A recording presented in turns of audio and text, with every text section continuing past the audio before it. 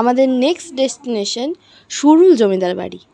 তো আমার এই জমিদার বাড়ি সম্বন্ধে কোনো আইডিয়াই ছিল না যে ভেতরটা এতটা সুন্দর হতে পারে। সব থেকে ইন্টারেস্টিং জিনিস হচ্ছে সুরুলের বাড়ি ছিল আমাদের দামোদর নদী বাঁকা নদীর তীরে ছোট নীলপুর সংলগ্ন এলাকায়।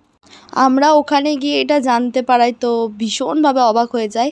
আর তার সাথে একটা ইন্টারেস্টিং জিনিস জানতে পারি যে এই জমিদার বাড়িতেই শুটিং হয়েছিল বাংলার খুব ফেমাস একটা সিরিয়াল রানী রাসমণি।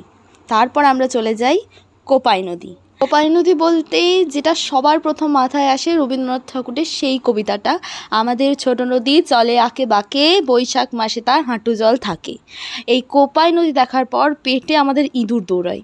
ধারে কাছের একটা সুন্দর ধাওয়া দেখে আমরা দাঁড়াই, যেখানে 4টে ভেজ থালি আমরা অর্ডার করি, যার মধ্যে ছিল ভাত, নুন, ঘি, পাতিলেবু, বেগুন ভাজা, কিদুরি আলু ভাজা, ডাল, চানা পনির, পোস্ত, চাটনি, পাঁপড়, দই, জোয়ান মিছরি।